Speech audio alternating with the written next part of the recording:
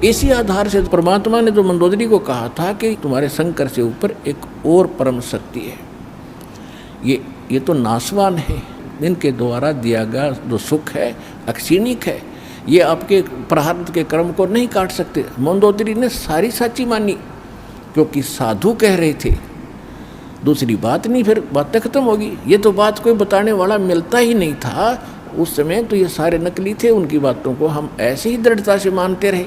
अब मंदोदरी ने फिर वो लंकापति रावण को सुनाना चाहा। रावण के अंदर तक गोबर भरा था अहंकार शक्ति का, शंकर भगवान की पूजा करके सिद्धियां प्राप्त कर रखी थी, और मांस खावा शराब पीवा उसका यह अच्छी बात कैसे स्वभाव है। तो वो कहने लगा कि ए मूर्ख, तो शंकर भगवान से ऊपर मानती है, देख मेरे क्या ठाठ करा के है, 1 लाख मेरे पुत्र हैं, 1.25 लाख मेरे नाती हैं, और देख सोने की लंका बना रखी है, अरे क्या देगा तुझे वो भिखारी। मंदोदरी ने बहुत कोशिश की पर बुद्धि भ्रष्ट के बाद पल्ला पड़ी नहीं। फिर मंदोदरी ने कहना ही बंद कर दिया।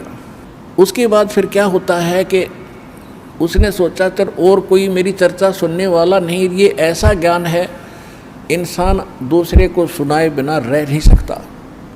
तो उसने अपने देवर रावण के छोटे भाई विभीषण से समझाया ये ज्ञान, और विभीषण ने ये ज्ञान स्वीकारा, और विभीषण ने भी परमात्मा से दीक्षा ली और वो भक्ति की। अब हम आते हैं उस बात पर कि जिस समय सीता जी का अपहरण हो गया और उसकी खोज हो रही थी,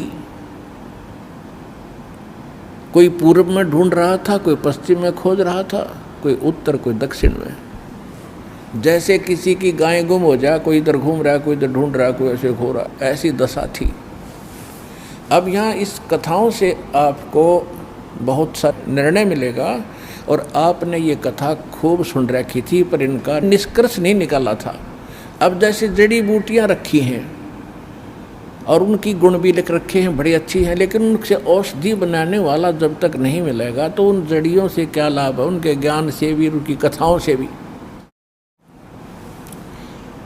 आपने ये भी सुना होगा कि जिस समय श्री रामचंद्र जी की सीता उठा ली गई थी और वो पेड़ पौधों से भी लिपट लिपट कर पूछ रहे थे, डकरा रहे थे, रो रहे थे, पशुओं से भी गले से मिलकर पूछ रहे थे, आपने मेरी सीता देखी। आकाश से कहते हैं भगवान शंकर और पार्वती ऊपर से देख रहे थे कि नीचे कौन रो रहा है। तो भगवान शंकर ने उनको प्रणाम किया ऊपर से ही, क्योंकि ब्रह्मा विष्णु शिव ये 3 भाई हैं। ब्रह्मा जी बड़े हैं, विष्णु जी बीच वाले हैं, शंकर जी सबसे छोटे हैं। और पार्वती जी तो शंकर भगवान को सुप्रीम पावर मानती थी, एक तो पति परमेश्वर, फिर महादेव नाम से जाने जाते थे। तो पार्वती जी ने कहा कि आप महादेव होकर के किसको नमन कर रहे हैं, कि सामने त्रिलोकीनाथ भगवान विष्णु है नीचे, उनकी पत्नी सीता को कोई उठा ले गया है, वो लीला करने आए हुए। अपने बड़े भाई यानी भगवान को, विष्णु भगवान को मैं प्रणाम कर रहा हूँ। अब पार्वती जी ने सोचा कि भाई भगवान रोए, ये दोनों बात नहीं हो सकती। ये रामचंद्र दशरथ पुत्र है, ये रो रहा है, भटक रहा है, इसको आप परमात्मा कह रहे हो। भगवान शंकर बोले पार्वती आप नहीं जानते, ये सचमुच ऐसा ही है, इनको अब नहीं कोई पहचान पा रहा है। तो पार्वती ने कहा कि मैं परीक्षा लूँगी और सीता रूप बना कर जाऊँगी, यदि ये मुझे पहचान लेगा तो मैं मान लूँगी वो भगवान है, और नहीं तो मैं कतई नहीं मानूँ। तो भगवान शंकर ने कहा कि यह गलती मत करना, यदि तूने सीता रूप बना लिया तो तू मेरे काम तक गई, तू मेरे बड़े भाई की पत्नी का रूप बनाओगी तो मेरे लिए पत्नी रूप में स्वीकार्य नहीं रहेगी, तो माँ के तुल्य हो जाएगी।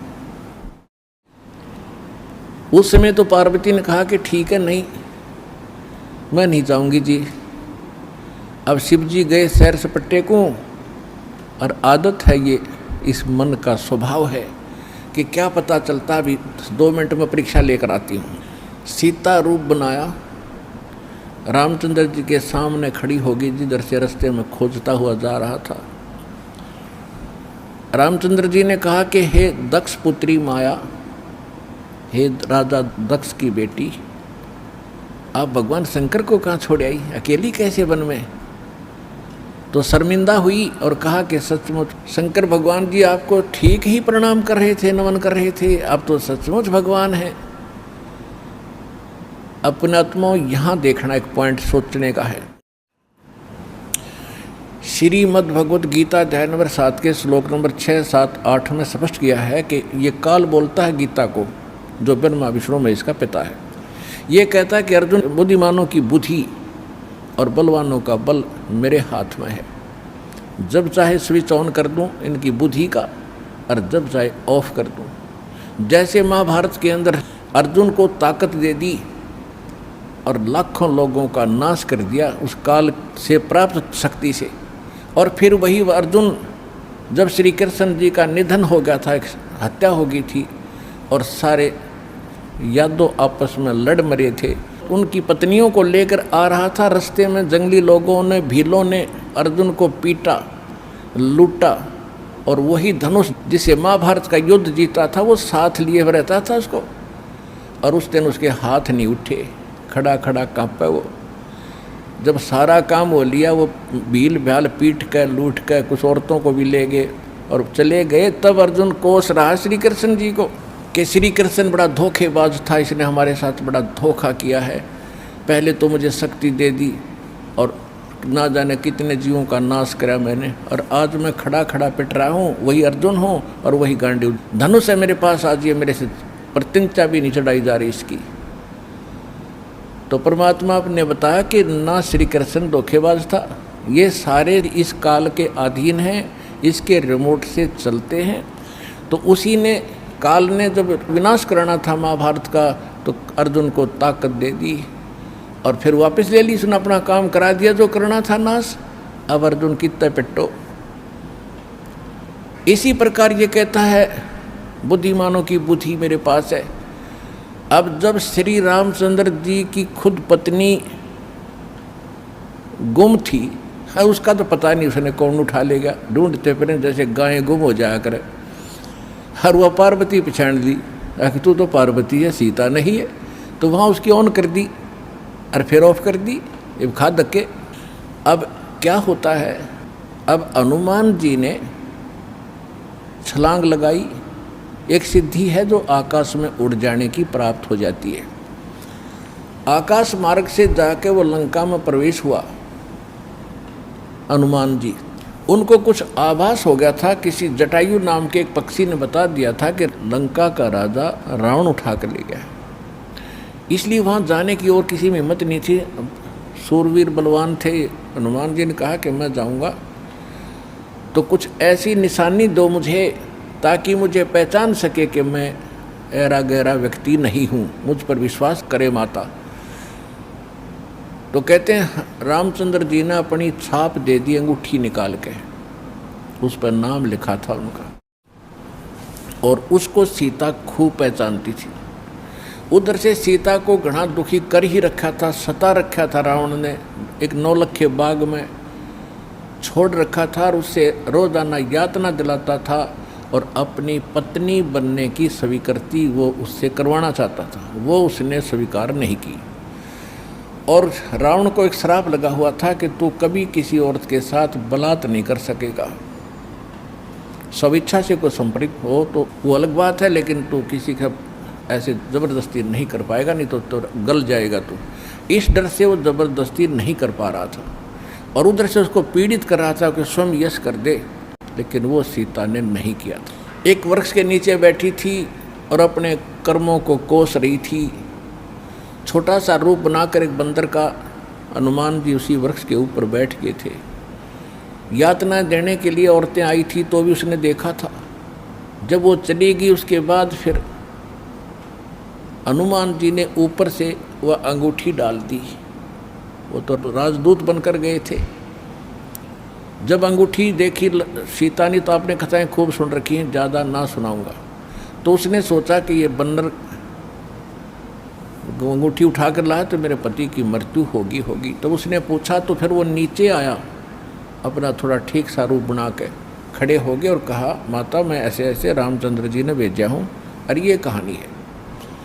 अब कहने का भाव ये है कि वो जो कुछ भी उसने उद्मस्ता रहा हो तो आपने पता ही है, हनुमान जी ने नौलखा बाग भी उजाड़ दिया उसका और सारा कुछ कर दिया। क्योंकि आज कथा का विषय कुछ अन्य है, इसलिए यहाँ लंबा प्रकरण नहीं करूँगा। तो उसमें हनुमान जी ने कहा कि माता मुझे भूख लगी है। तो उसने कहा, इस बाग के किसी वृक्ष के फल को तोड़ के मत खाना भाई, नहीं तो मेरी पिटाई होगी। मेरे को आदेश है, कोई फल गिर जाए तो खाना, तो टूटा हुआ अपने आप तोड़ के नहीं खाएगी। तो हनुमान जी का उठा गुस्सा, उसको गुस्सा हुआ। उसने कहा ठीक है, पहले तो सारे तोड़ तोड़ कर फल खाए, फिर वह पेड़ पड़ कर समुद्र में फेंक दिए। उनको पता चला तो युद्ध हुआ, अपने पता ही है काफ़ी। फिर लंका भी फूक फाक थोड़ी बहुत जला का आ गया।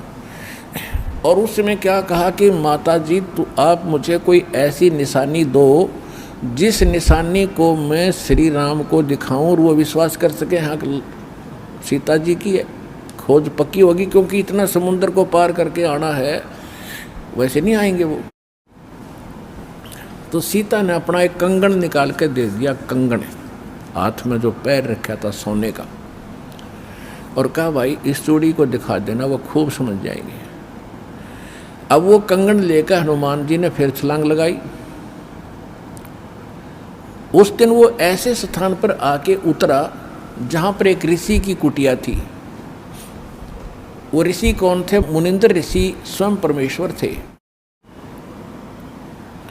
वहां सुंदर बाग लगा हुआ था, कुछ क्षेत्र में एक सुंदर सरोवर भरा था जल का। तो सुबह सुबह का समय था। हनुमान जी ने सोचा कि बहुत मनोरम स्थान है और यहाँ कुछ स्नान करूँगा, सामने बाग सुंदर फलों से लदपद है, आहार करूँगा और फिर ऋषि जी भी साथ में हैं, इनके दर्शन करूँगा, पहले स्नान कर लेता हूँ। अब जो कंगन वो लाया था उसको रख दिया पत्थर पे और स्नान करने के लिए प्रवेश किया सरोवर में। अब उन्होंने जो ही स्नान करने की चेष्टा की, लेकिन एक दृष्टि थी ऐसी कंगन पे कि जय ये कंगन गुम हो गया, कोई जानवर पक्षी उठा ले गया तो मेरी सारी मेहनत व्यर्थ जाएगी, सब परिश्रम व्यर्थ होगा। इसलिए नहा रहा था पर नज़र था जैसे सर्प का मणि के ऊपर रहती है ओस चाटते समय, तो इसी प्रकार नहा रहा था, दृष्टि कंगन पे। इतने में एक बंदर आया, दौड़ा दौड़ा और कंगन उठाकर भाग लिया। आगे आगे बंदर, पीछे पीछे हनुमान। उस ऋषि के आश्रम में बंदर प्रवेश कर गया। बाहर आंगन में एक घड़ा रखा था, अच्छा बड़ा घड़ा। बंदर दौड़ता दौड़ता घड़े में कंगन डालकर आगे भाग गया। अब सुक्की सांस ली कि कोई बात नहीं, ये समुद्र में डाल देता तो बात बिगड़ जाती, गड्ढे में डाल गया। फिर धीरे धीरे चले हनुमान जी। पहले घड़े में देखा उसने, ऋषि को तो पीछे प्रणाम करना था, तो घड़े में क्या देखा कि घड़े के अंदर ऐसे ऐसे कंगन हजारों की संख्या में पड़े, सेम टू सेम। अब उसने सोचा भाई मैंने तो इतनी पहचान नहीं, कोई कंगन कौन सा है। और श्री रामचंद्र जी तो सारा जानते हैं, उनके कंगन के ऊपर सारी निशानियों को पहचानेंगे, और मैं कोई गलती से दूसरा उठा ले गया तो वो मानेंगे नहीं। इसलिए वो ऋषि जी के चरणों में प्रणाम किया। परमात्मा ने मुनिंद्र रूप में बैठे थे, पूछा कि पहलवान कैसे आए। हनुमान जी ने कहा कि ऋषि जी आप कौन सी दुनिया में रहते हो। मुनिंद्र जी ने कहा क्या बात है, मैं तो इसी पृथ्वी धरातल पर ही तो रहता हूँ, क्या आपको नहीं पता आज श्री राम के ऊपर कैसी आपत्ति आई है, ऐसे ऐसे उसकी पत्नी गुम हो गई थी, वो माता की खोज करके मैं आया हूँ। तो परमात्मा ने पूछा कि भाई कौन से राम की बात कर रहा तू। वो कहता है अच्छा कमाल करते हो ऋषि जी, आपको यही नहीं पता राम कौन है। परमात्मा ने कहा बताओ तो श्री के दशरथ पुत्र श्री रामचंद्र जी, उनका वनवास हुआ था, ऐसे ऐसे सीता उठा ली थी और आज मैं खोज करके आया हूँ ऋषि जी। परमात्मा बोले कि ऐसे ऐसे 30 करोड़ राम हो लिए तेरे, और तेरे जैसे हनुमान यही लीला करते रहे। तो हनुमान जी ने सोचा कि ऋषि के साथ ज़्यादा बहस करना उचित नहीं और अपना काम करूं और चलूं। कहने लगे ऋषि जी और बात छोड़ो आप, कि मेरे सामने एक समस्या आ गई है कि ऐसे ऐसे मैं कंगन लाया था माता के हाथ का, और वो कंगन मैं स्नान कर रहा था, बंदर ने उठा के आपके घड़े में डाल दिया। तो परमात्मा बोले ले जा कंगन भाई, जा फिर अपना कर काम, जाओ हनुमान जी ले जाओ कंगन, निकाल ले जाओ, करो जो तूने करना। कहने लगे जी समस्या ये है कि इसमें और भी बहुत से कंगन पड़े हैं और इन कंगनों में पहचान नहीं कर पा रहा हूँ मैं, मेरा वो भगवान सीता जी वाला कौन सा है। परमात्मा बोले अरे भले आदमी तुम लाने वाला और तुझे पता नहीं तो मैं क्या बताऊँ, फिर खोज ले कौन सा है तेरा। तो चिंतित हो गया कि भगवान दया करो। परमात्मा बोले कि जौन सा चाहे वो उठा ले जा और सेम टू सेम पाओगे, इसमें कोई दिक्कत नहीं। कैसे कैसे फिर ये कंगन आए कहाँ से आपके पास, कि अब सुन मैं कथा सुनाऊंगा तेरे को। जैसे ये रामचंद्र जो आत्मा है ये विष्णु जी की आत्मा है, ऐसे ऐसे न जाने कितनी बार धक्के खा लिए इसने, कितनी बार जन्म लिया, कितनी बार मर लिया। तो प्रत्येक त्रेता युग में ये ऐसा ही होता है। और मैं यहीं बैठा हूँ जब का, मेरी तो बहुत युगों की आयु है, मैं यहाँ बैठा हूँ। पहले इन बातों पर किसी को अविश्वास नहीं होता था। तो हनुमान जी से बताया कि तेरे जैसी आत्मा हनुमान ना जाने कितने बन करा लिए और कितने ये ऐसे कंगन ले लेकर आए हैं, इसी प्रकार वो बंदर उठा के इसमें डालता रहा है। तो हनुमान जी ने पूछा कि हे ऋषिवर, मान लिया आपकी बात, जो कंगन लेकर हनुमान आता होगा तो वो कंगन तो लेकर भी जाता होगा, कहाँ लेकर जाता है, इस घड़े में मेरी आशीर्वाद से ऐसी पावर है कि डुप्लीकेट कॉपी तुरंत बना देता, एज इट इज 1 के 2 कर देता है। और नहीं विश्वास है तो ले ये कटोरा उठा के कोई दिया ले इसमें डाल के देख ले। हनुमान जी ने कटोरी उठा कर उसमें डाली, तुरंत 2 होगी 1 जैसी। अब वो दोनों को देख रहा कि सचमुच ठीक है। तब हनुमान जी को कुछ विश्वास हुआ कि संत नहीं, ये कोई और ही महापुरुष हैं, बड़े सिद्धि युक्त हैं और सारी कथा को सही जानने वाले हैं। लेकिन कहा महाराज मैं आपकी बात से सहमत हूँ, होगा कोई और भगवान, पर अब मुझे समय नहीं आपकी सारी बात सुनने का, क्योंकि मैं परमार्थ के काम में लगा हूँ। परमात्मा बोले भाई ठीक है, ले जाए, कोई कंगन निकाल ले जाए बेटा, सारे एक जैसे मिलेंगे। वो उठा कर ले गए कंगन को। लेकिन हनुमान जी को फिर भी विश्वास नहीं हो रहा था। जब श्री रामचंद्र जी को दिखा दिया और रामचंद्र जी ने ओके कर दिया, जब हनुमान जी को संतोष हुआ कि 3100 की 100 सच बात है, वो उधर से वो ऋषि की घटना भी नहीं भूल पा रहा था, उधर से फिर युद्ध भी शुरू होना था। कहने का भाव ये है, बात फाइनल होगी कि सीता वहाँ है, सारे लक्षण बता दिए, और वो कंगन को देखकर रामचंद्र जी को विश्वास हुआ। अब समस्या आई कि उसके ऊपर पुल बनाएंगे समुद्र पर। वो कथा आपको सुना दी कि 3 दिन तक स्वयं रामचंद्र जी घुटनों पानी में खड़ा होकर के याचना करता रहा। तीसरे दिन जब उसने कहा लक्ष्मण से कि मेरा अग्नि बांध दे, ये लातों के भूत बातों से नहीं मानते, इसको फूंकता हूँ। 3 दिन हाथ जोड़ता रहा कि हे सागर राज मुझे रास्ता दे दो, ये मान नहीं रहा है। तब विपर रूप धारण करके समुद्र आया। उसने कहा कि भगवान ऐसा ना करो, इसमें ना जाने कितने जीव जंतु हैं, सब नष्ट हो जाएंगे, आपको पाप लगेगा। और ये जल सारा समाप्त हो गया तो ये गड्ढा बन जाएगा, हजारों किलोमीटर गहरा, आप फिर भी नहीं जा सकते। कि हे रामचंद्र जी, ऐसा काम करो सर्प भी मर जाए लाठी ना टूटे। तो वो कारण जानना चाहा तो समुद्र ने बताया कि आपकी सेना में ये नल नील नाम के 2 ऐसे भक्त हैं जिनको इनके गुरुदेव का आशीर्वाद है कि इनके हाथों से पत्थर भी तैर जाते मेरे ऊपर और कोई चीज़ यहाँ पर फ्लोट नहीं कर सकेगी। अपने आत्माओं यहाँ मान बढ़ाई खत्म करती है। और जितने भी वहाँ आसपास ऋषि महर्षि भगत लोग थे, वो विष्णु पुजारी होते ही थे उस टाइम।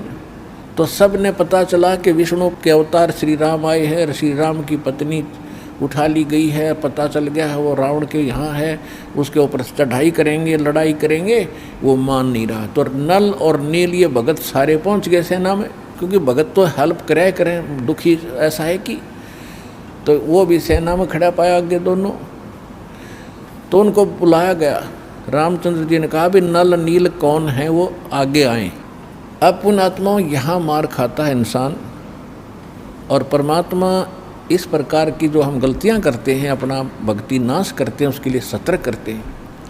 यहाँ पर क्या किया, नल और नील के मन में अभिमान आ गया, अहंकार आ गया कि आज हनुमान भी फेल, रामचंद्र भी फेल, क्योंकि पत्थर नहीं तर रहे, समुद्र पर पुल नहीं बन रहा। हमारे पास ऐसी शक्ति है कि पत्थर रखेंगे तैर जाएंगे, आज हमारी वाह वाह हो जाएगी। अंगद भी फेल, सुग्रीव भी फेल, जामवान भी फेल, ये फेल का चक्कर मारा जीव ने। तो उस दिन वो आए, ना मालिक याद किया। रामचंद्र जी ने पूछा कि तुम्हारे पास कोई ऐसी शक्ति है पत्थर तैर जाते? कहाँ जी है, कि ट्राई करके दिखाओ। उठाया, पत्थर रखा, क्यों अभिमान था कि कर देंगे काम, वो डूब गया। दूसरा फिर रखा, वो भी डूब गया। तीसरा फिर रखा, वो भी डूब गया।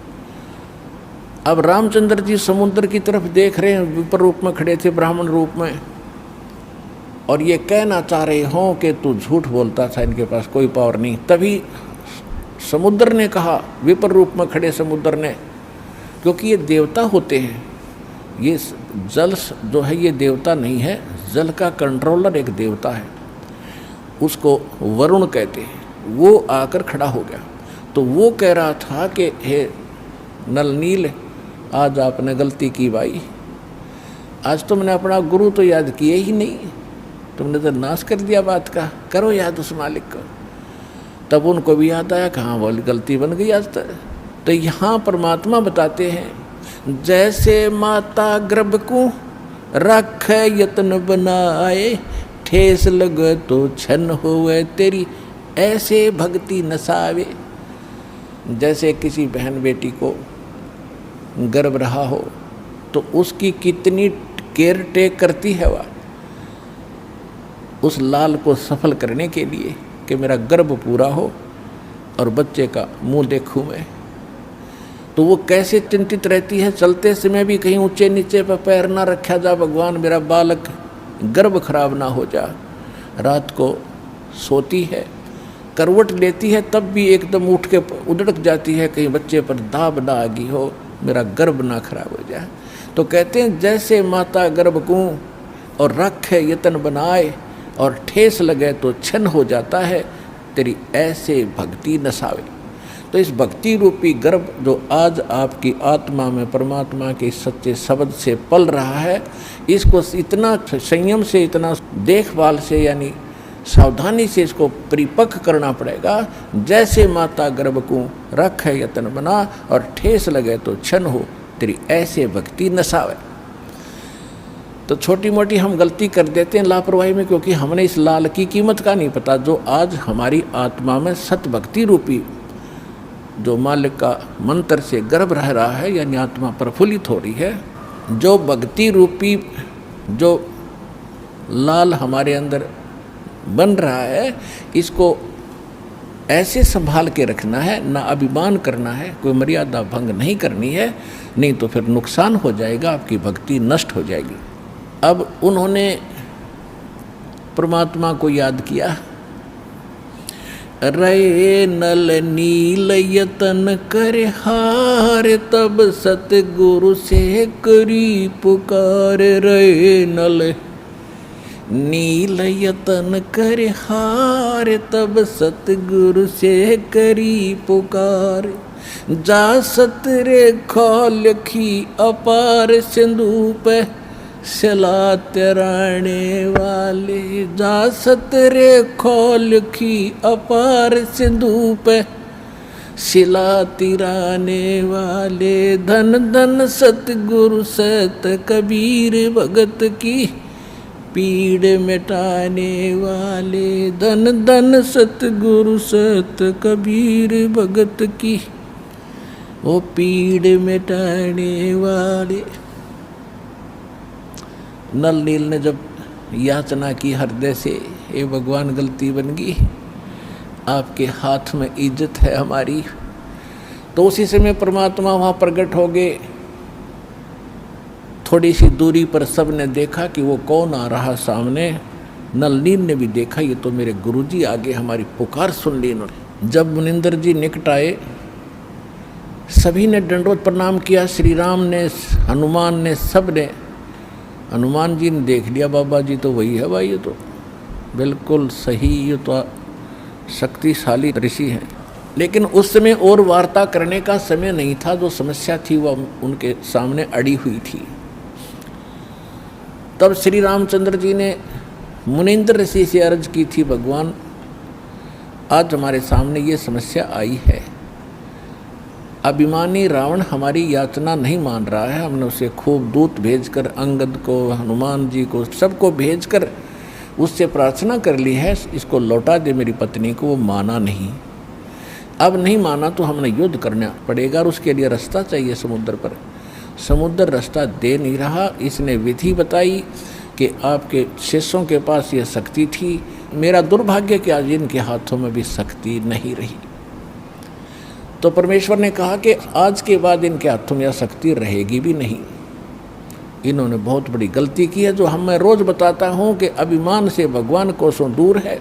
और इतने दिन के बाद इतना दुख था इनके ऊपर, इन्होंने फिर बकवास कर दी। अब इनके पास यह शक्ति नहीं रही। तो श्री रामचंद्र जी ने कहा कि हे ऋषिवर, मेरी समस्या का समाधान करो। जब आप अपने बच्चों को, अपने शिष्यों को आशीर्वाद दे सकते हो सिला तिराने का, तो आप खुद भी कृपा बख्श सकते हो मेरे लिए लंका में जाने का रास्ता बना दो। तब परमेश्वर ने कहा ठीक है भाई, मेरा वचन है तेरे बाप तय। परमेश्वर ने कहा था कि तेरे बाप से मेरा वचन है कि तेरा पुल बनवाऊंगा। अब ये रामचंद्र जी का समझ में नहीं आई कि मेरे बाप से और क्या वचन है इनका, क्या वायदा है। परमात्मा ने अपनी प्यारी आत्मा धर्मदास जी को बताया था कि जब मैं प्रथम सतयुग में सतलोक से यहाँ आ रहा था तो बीच में इस काल की एक तपस्या है, वहाँ पर जीव दुखी किए जा रहे थे और मैं जोग जीत रूप में अपने पुत्र के रूप में वेशभूषा में था। तो इसने पहले मेरे साथ कुछ बकवास करी थी, ज्योति निरंजन ने इसकी पार नहीं बसाई थी, तो मेरे चरणों में गिर गया था। और इसने मेरे से वचनबद्ध करवा कर कुछ प्रार्थना की थी कि कुछ और सुविधा मुझे देना। उनमें से एक तो ये थी कि मेरा पुत्र विष्णु श्री राम रूप में जाएगा, और ऐसे उसके प्रारब्ध में लिखा है कि उसकी पत्नी को रावण उठाएगा, समुद्र पर पुल नहीं बनेगा, आपके बगैर वहाँ कोई कृपा नहीं कर सकेगा, उसकी हेल्प नहीं कर सकेगा। तो परमात्मा ने स्वीकार किया था कि मैं ये काम भी करूँगा। फिर दूसरा वर्ग क्या था कि वो फिर समुद्र के ऊपर उसने जो तीर त्यार दिखा के ज़बरदस्ती धमका के रास्ता लेना चाहा था, इसका प्रतिशोध समुद्र लेगा। वो क्या करेगा कि जब ये श्री कृष्ण रूप में जाएगा और फिर ये क्या करेगा, बाद में मृत्यु के उपरांत एक राजा को दर्शन दे करके जगन्नाथ का मंदिर बनवाना चाहेगा अपनी महिमा बनाए रखने के लिए। तो उस पुरी के स्थान पर जो जगन्नाथ मंदिर बनवाओगा उसको समुद्र इस प्रतिशोध में नहीं बनने देगा कि इसने मेरी बेइज्जती की थी तीर दिखा के राम रूप में। इसका प्रतिशोध लेगा और वो मंदिर न बनने नहीं देगा, बार बार तोड़ेगा। आप उसका मंदिर बनवाना।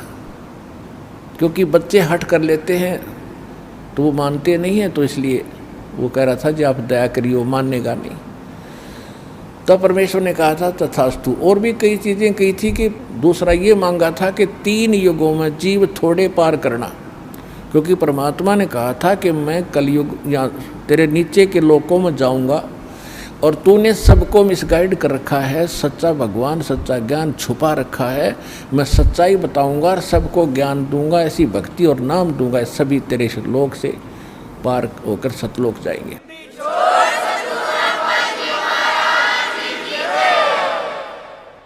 तो इस बात से वो बहुत दुखी हो गया कि तो मेरा नाश करेगा, मेरे बाग को उजाड़ेगा, क्योंकि काल ने हमारे को मिसगाइड करके, धोखा करके, मूर्ख बना के, विवश करके और इस कच्ची बेड़ियों से बांध रखा है। ये शरीर दे दिया, इसमें हाड़ चाम मांस सारा, थूक टट्टी पेशाब सारा भरा पड़ा है और हमने इतना प्यारा लगा है ये छूट नहीं जा।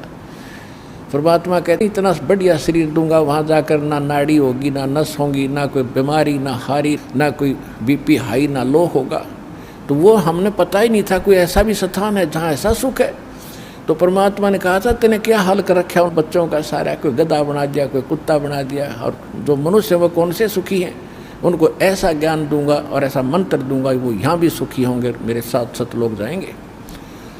तो इस बात से वो दुखी हो गया था काल कि तो नाश करेगा मेरे बाग न उजाड़ेगा। भगवान का पता लग गया, सच्चे स्थान का पता लग गया तो यहाँ कौन रहेगा।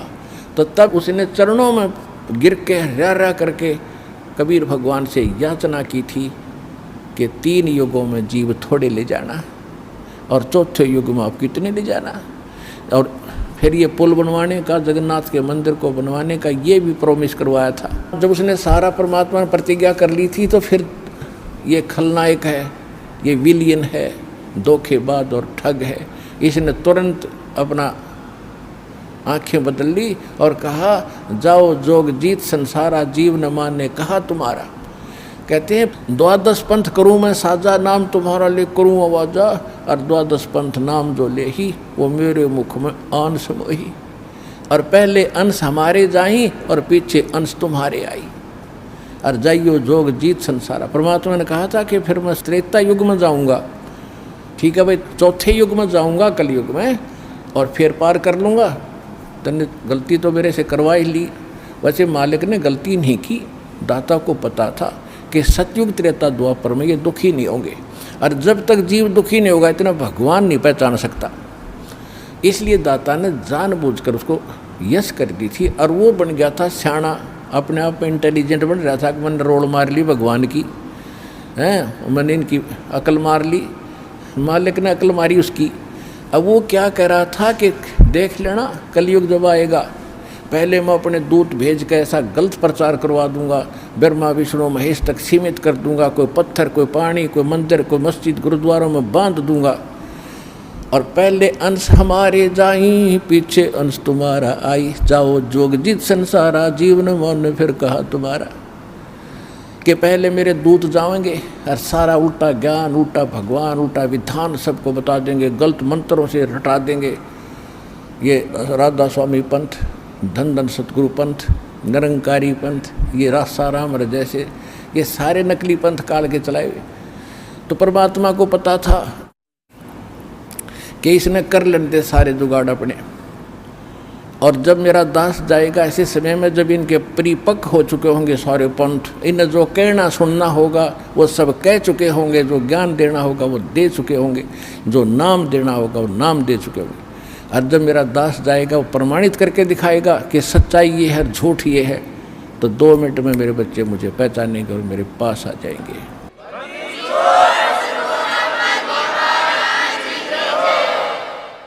परमेश्वर ने कहा था कि चौथा युग जब कलयुग आई तब हम अपना अंश पठाई, और घर घर देखो बोध विचारा, और सत्य नाम सब ठोर उचारा। तो इस प्रकार परमात्मा ने जो बताया था कि चौथा युग जब आएगा और कलयुग बीतते 5500 पाचा, जब ये वचन मेरा होगा साचा। कलयुग बीत जावे जब एता, सकल सृष्टि सभी प्राणी परम पुरुष पद चेता, कि जब वो कलयुग 5500 वर्ष बीत जाएंगे तब ये मेरी बात सच्ची होगी कि घर घर में सतनाम का जाप होगा, घर घर में मेरे ज्ञान की चर्चा होगी। लेकिन ये उस समय सच्चा होगा जब कलयुग 5505 बीत जाएगा, और उस समय सभी को पता होगा कि एक परम पद है। कौन सा? गीता अध्याय नंबर 18 के श्लोक नंबर 62 में, जिसके विषय में कहा कि अर्जुन तू सर्वभाव से परमेश्वर की शरण में जा, उसकी कृपा से तू परम शांति को और सनातन परम धाम को, शाश्वत स्थान को प्राप्त होगा। गीता अध्याय नंबर 15 के श्लोक नंबर 4 में कहा कि तत्वदर्शी संत की प्राप्ति के उपरांत उस तत्व ज्ञान से इस अज्ञान को काटकर उसके पश्चात परमेश्वर के उस परम पद की खोज करनी चाहिए, जहाँ जाने के बाद साधक कभी लौटकर संसार में नहीं आते।